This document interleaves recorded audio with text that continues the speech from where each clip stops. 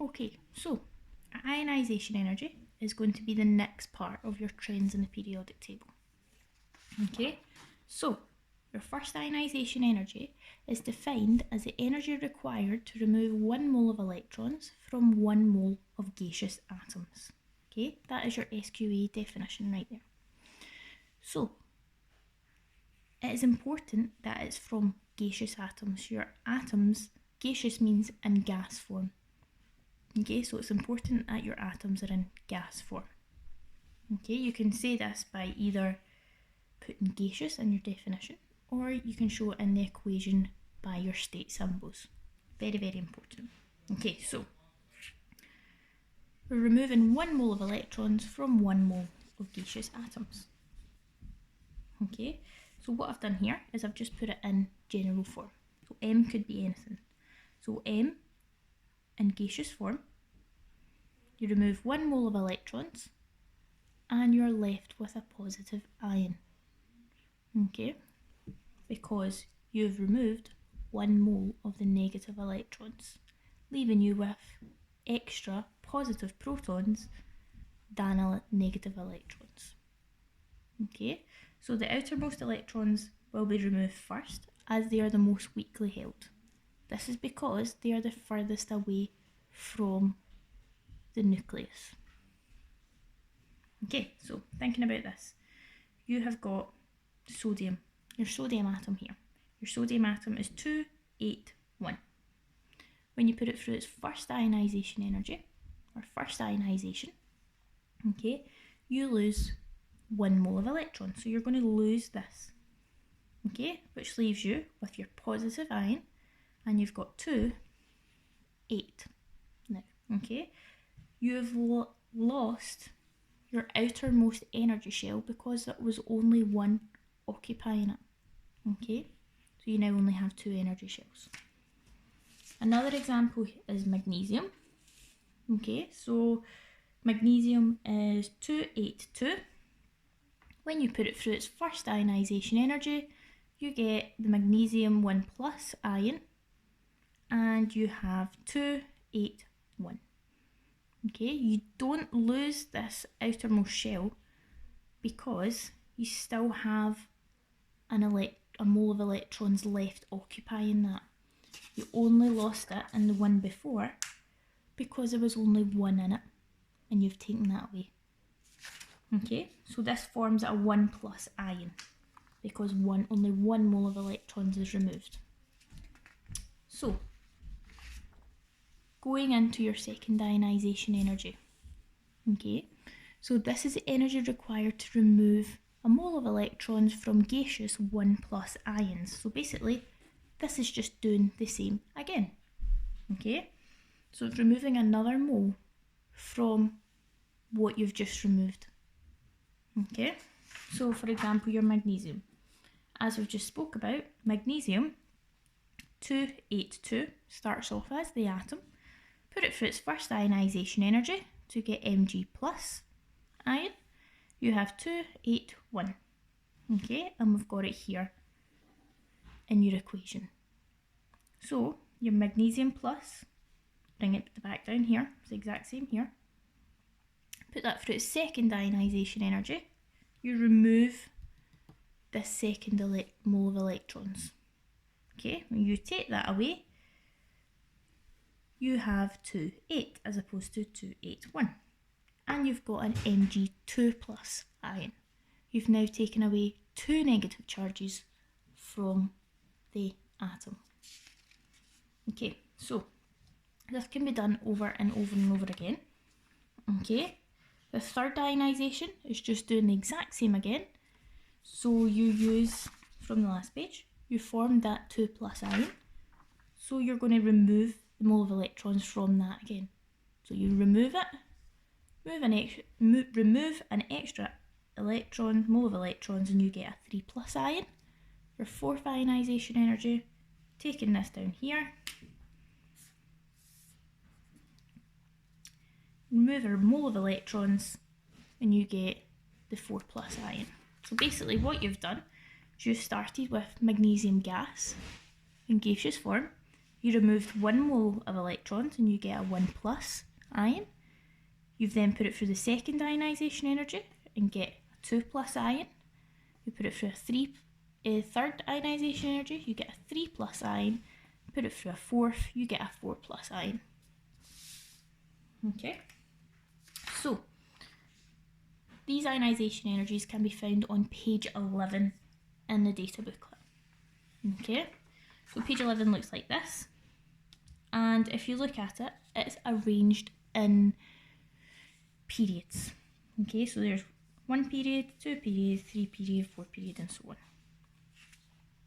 Okay, so it's a little bit harder to read. If you actually look at the numbers, for example, sodium. Sodium, first ionisation, so to remove the first mole of electrons, it is 496 kilojoules per mole. Okay, to remove the second, it's 4,000. That's quite a big jump. Okay, if you look down here, if we go across the period, it's 400, 700. Get a wee blip here, 500. You've got 700, 1,000, another wee blip, 1,000, 2,000, 5,000. So generally it increases. So this is a few trends that you need to know. So going across the period, ionisation energies increase. This is due to the increased nuclear charge. Okay, so the greater the attraction from the nucleus, the stronger the electrons are held. If the electrons are held strongly, you're going to need a lot more energy to break the electrons and remove them. Okay, so because they're held more tightly, more energy is needed to remove them. And this is caused by your increased nuclear charge. Going down a group, okay, the ionisation energies decrease. Like I've said, this is because of increased shielding. As you go down a group, you have more electron shells, so your outermost electrons are shielded from the nuclear charge in the middle, the positive attraction. Okay, so the electrons are further away and they have a weaker nuclear attraction, so they're easier to remove. If they're easier to remove, you're going to have a decrease in energy. So as you're going down a group, I'll get the periodic table over.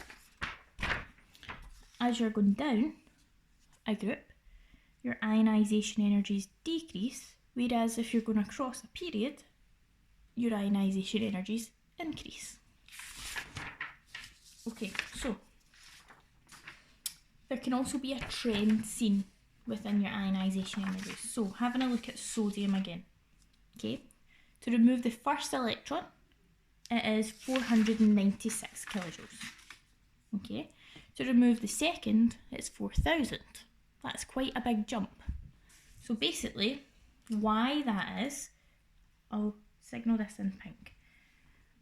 To remove the first electron, you take away this one.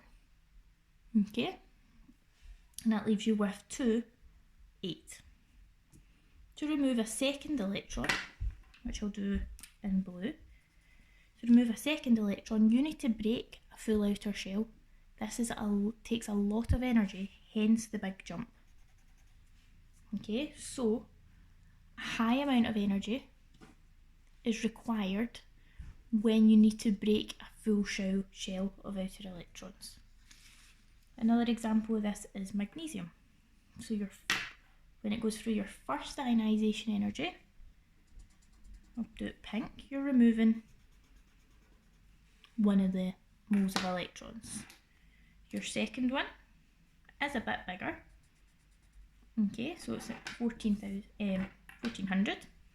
You're going to remove this one. To get to your next one, it is a very, very big jump. So we go from 1,400 to 7,700. Very big jump in energy, very big jump in number, because that is when you finally get to start to remove from an outer shell of electrons. So we'll try to get this one or this one. Okay, so if you look at it then, Going on to boron then. Boron is 2, 3. Your first one is 800. You're removing, for example, this one. Okay, your second one is 2400. You're going to remove this electron. Your third one, 3000 odds. You're going to remove this one. Your fourth ionisation energy, very, very, very high number. This is because you're now breaking a new shell of electrons. Okay, so when you break an outer shell of electrons, and you break into a new shell of electrons, is a very, very, very high energy. So if you look at it, the ionisation energy when you're breaking into a new shell of electrons jumps up considerably. Okay, so boron is in group 3, so after you remove 3 electrons, the fourth ionisation energy is larger. When you go into magnesium, magnesium's in group 2, so once you remove the first 2, the third one's a lot larger. Sodium has 1 outer electron, so after you remove 1, the second one's a lot larger. Okay, so there is another trend.